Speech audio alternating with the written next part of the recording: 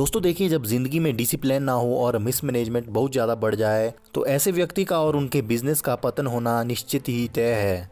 तो आगे आज इस वीडियो में हम इसका एक जीता जागता एग्जाम्पल देखने वाले हैं। आज से तकरीबन 12 वर्ष पहले यानी कि 2007-8 में एक समय ऐसा था जब Anil Ambani 42 billion US dollar की नेटवर्थ के साथ दुनिया के छठे सबसे धनी व्यक्ति थे। वहीं उनके बड़े भाई 63 बिलियन यूएस डॉलर की नेटवर्थ के साथ उस समय दुनिया के नंबर 1 रिचेस्ट पर्सन बन चुके थे। जी हाँ दोस्तों, आप लोगों ने सही सुना है, दोनों किसी वक्त दुनिया की टॉप 10 रिचेस्ट पर्सन की लिस्ट में शुमार थे। एक भाई नंबर 1 पर था और दूसरा नंबर 6 पर। लेकिन समय कुछ ऐसा बदला कि एक समय ऐसा हो गया कि दोनों ही भाई लिस्ट से जैसे ओझल से हो गए। लेकिन बड़े भाई यानी कि मुकेश अंबानी ने तो फिर भी एग्रेसिवली कमबैक कर लिया और वर्तमान में 2020 में 85 बिलियन यूएस डॉलर की नेटवर्थ के साथ भारत के नंबर 1 और दुनिया के 6th रिचेस्ट पर्सन बन गए हैं। यानी कि 2020 में अब मुकेश अंबानी उस पोजीशन पर आ गए हैं जिस पोजीशन पर कि उनके छोटे भाई यानी कि अनिल अंबानी 2007-8 में हुआ करते थे।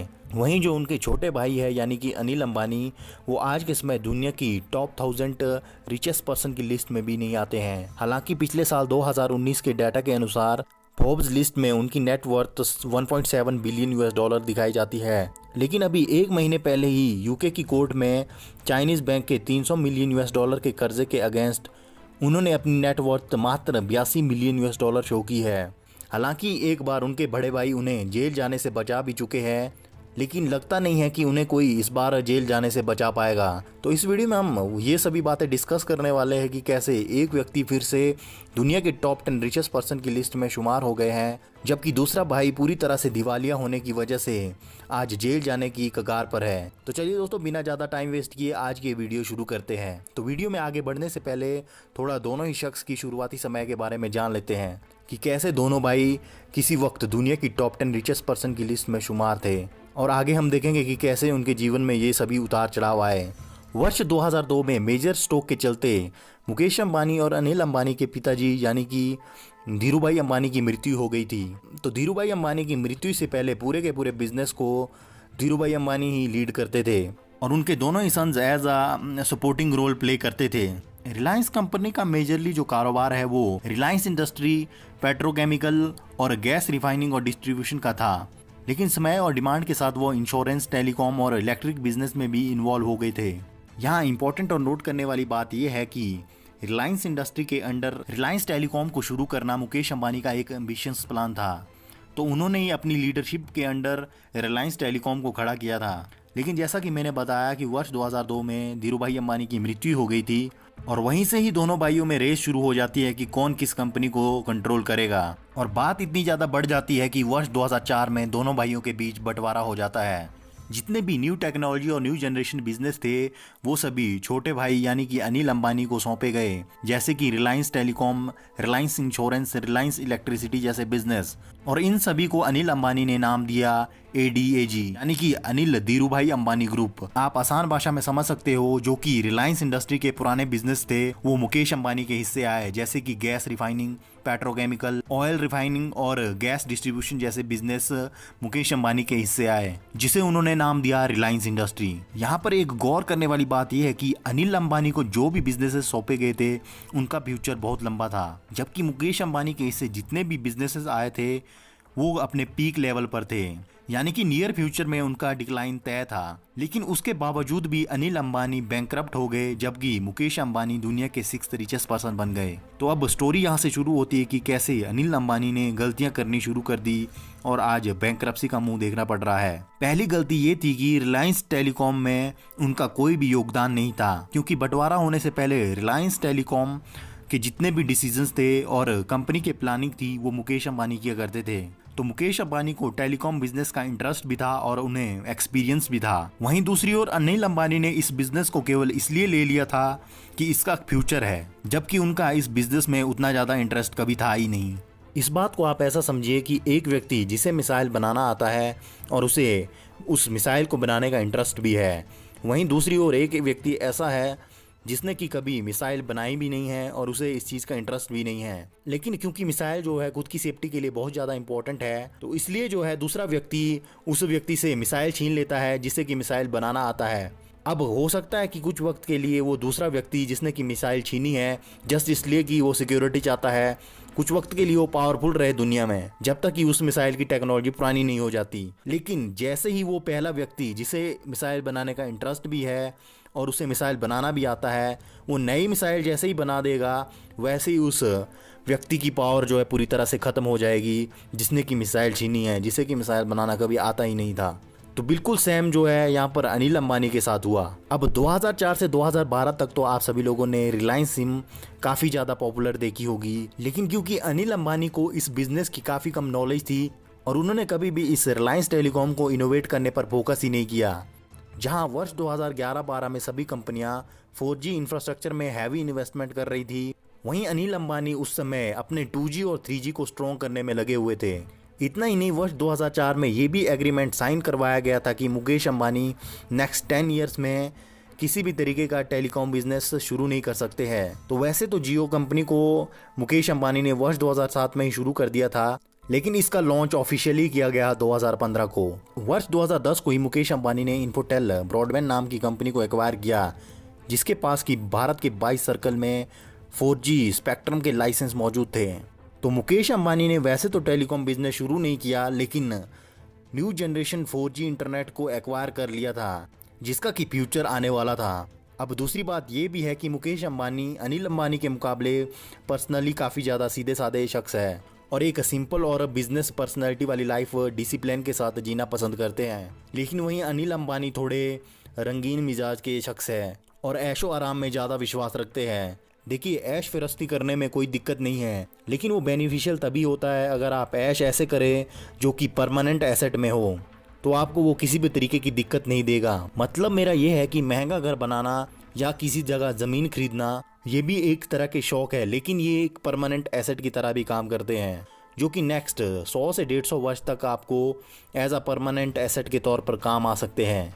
लेकिन वहीं अगर आपके शौक कुछ ऐसे हैं जहाँ पर कि आप कुछ ऐसी ऐश परस्ती में अपना पैसा इन्वेस्ट कर रहे हैं जिन एसेट्स की लाइफ केवल 10 से 15 वर्ष है, तो आपके लिए वो दिक्कत खड़ी कर सकते हैं। एग्जाम्पल के तौर पर आप मान के चलिए कि एक 10 करोड़ की आप एक कार खरीद लेते हैं, तो उसकी ज़्यादा से ज़्यादा लाइफ आप मान के चलिए 10 से 15 वर्ष ही होती है।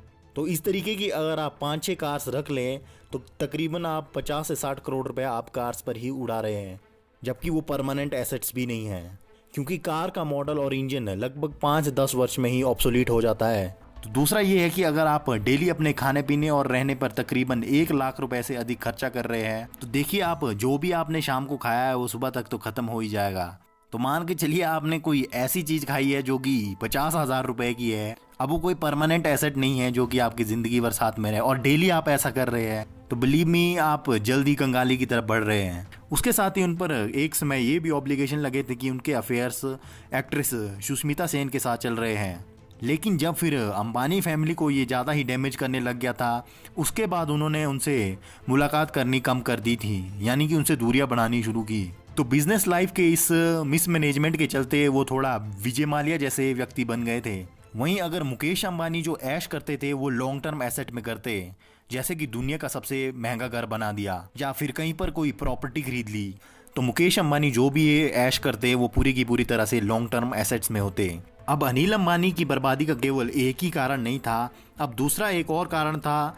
अब दोस्तों देखिए, जो कंपनी का जो एक्सपेंशन है वो 2 तरीक़ों से होता है, एक तो हॉरिजॉन्टली, एक वर्टिकली। हॉरिजॉन्टली का मतलब होता है जब बिजनेस में आप सेम ही लाइनअप में सिमिलर कैटेगरी में कोई प्रोडक्ट को खड़ा करते हैं। उदाहरण के लिए मान के चलिए जैसे अमूल कंपनी दूध बेचती है, लेकिन अमूल साथ ही साथ आइसक्रीम भी बेचती है, अमूल दही भी बेचती है, बटर भी बेचती है।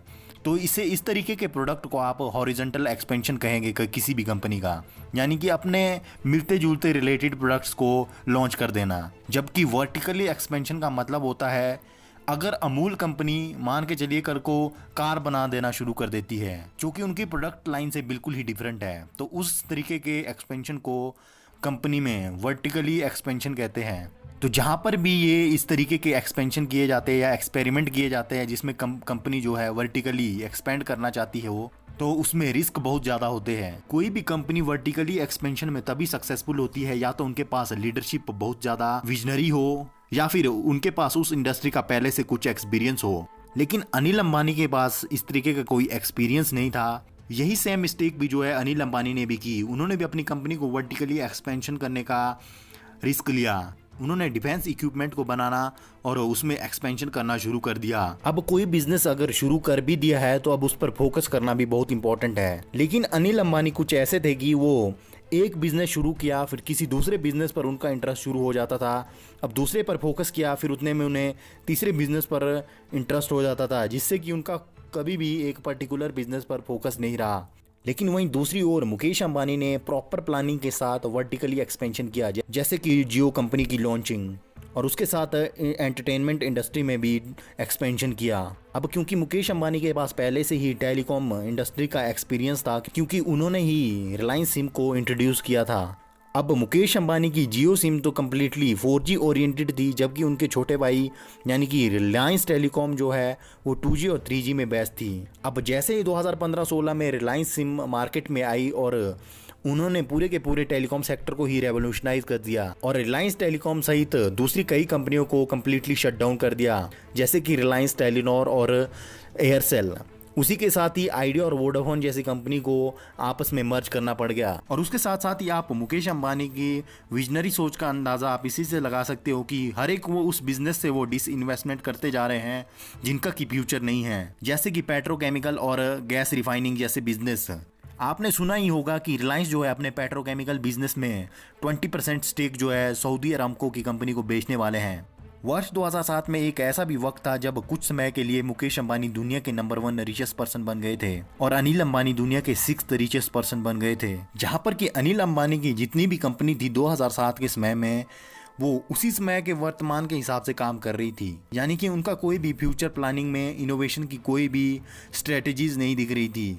तो अब ये तो एक सिंपल सी बात है कि जो कल की तैयारी आज ही करता है, फ्यूचर उन्हीं का होता है। अब अनिल अंबानी की जो 4th मिस्टेक थी वो ये थी कि उन्होंने जब ये देख लिया था कि उनके मोस्ट ऑफ द बिजनेस जो है लॉस में है और उन पर जो है डेट बढ़ता ही जा रहा था, तो तब वर्ष 2012-13 में ही उन्हें जो है एक मेजर कंपनी को अपनी सेल कर देना चाहिए था, जैसा कि रिलायंस टेलीकॉम या फिर रिलायंस बिग एंटरटेनमेंट फ्रेंचाइजी को, ताकि वो अपनी बाकी की कंपनियों को समय रहते ही डेट फ्री कर लेते और आज के समय भी वो तकरीबन एटलीस्ट भारत के टॉप 10 रिचेस्ट पर्सन की लिस्ट में तो शुमार होते। लेकिन उन्होंने जो है अपनी कंपनीज को तब तक नहीं बेचा जब तक कि उन पर जो डेट है वो तकरीबन 2 से 3 गुना ज्यादा नहीं हो गया और उनकी जो कंपनी की जो ओवरऑल मार्केट वैल्यू है वो भी घटकर काफी कम हो गई। एक वक्त था जब भारत में 515 से भी अधिक multiplex theatre chains Anil Ambani के रिलायंस बिग सिनेमा के अंडर आती थी और उनकी प्रोडक्शन हाउस के अंडर हॉलीवुड और बॉलीवुड की बहुत सी फेमस मूवीज भी प्रोड्यूस की गई थी। लेकिन बात वही है कि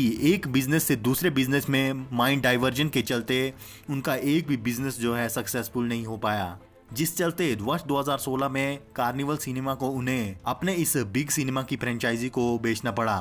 जबकि आप सभी लोग भी अच्छे से जानते हैं कि आने वाले फ्यूचर में जो है फिल्म इंडस्ट्री और वेब सीरीज में काफ़ी ज़्यादा ग्रोथ देखने को मिलेगी।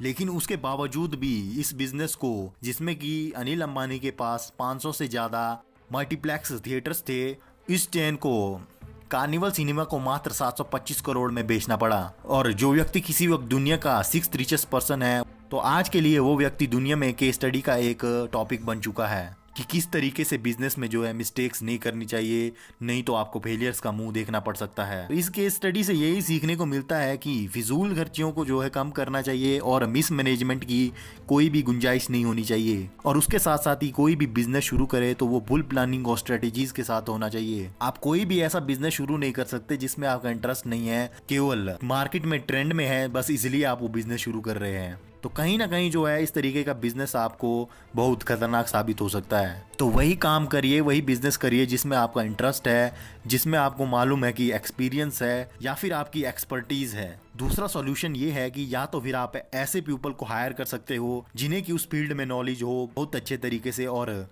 एक्सपीरियंस हो बहुत अच्छे लेवल का। तो आज के समय मुकेश अंबानी तो 85 बिलियन US की नेटवर्थ के साथ दुनिया के 6th रिचेस्ट पर्सन है, जबकि अनिल अंबानी को उनके बड़े भाई ने पिछले साल 455 करोड़ रुपए देकर जेल से बाहर निकाला था। लेकिन वही स्थिति फिर से सामने खड़ी हो गई है जब अनिल अंबानी दोबारा जेल जाने की नौबत आ सकती है, क्योंकि अभी वर्ष 2020 अक्टूबर में चाइना के कुछ बैंक्स का तकरीबन 700 मिलियन यूएस डॉलर से ज़्यादा कर्जा उन पर है, जबकि उनकी पर्सनल वेल्थ जो है वो तकरीबन 82 मिलियन यूएस डॉलर भी नहीं है। तो दोस्तों उम्मीद करता हूँ कि इस वीडियो से आपको कुछ ना कुछ ज़रूर सीखने को मिला होगा। तो आप लोगों को ये वीडियो कैसी लगी प्लीज़ कमेंट सेक्शन में लिखकर ज़रूर बताइएगा, और अनिल अंबानी और मुकेश अंबानी के बारे में आपकी क्या राय है प्लीज़ वो भी कमेंट सेक्शन में लिखकर ज़रूर बताइएगा। अगर आपको वीडियो पसंद आई हो तो इस वीडियो को लाइक और शेयर ज़रूर करें। इसी तरह की इंटरेस्टिंग वीडियोज़ देखने के लिए हमारे इस चैनल को सब्सक्राइब करें। इस वीडियो को अंत तक देखने के लिए आप सभी का बहुत बहुत धन्यवाद। जय हिंद, वंदे मातरम।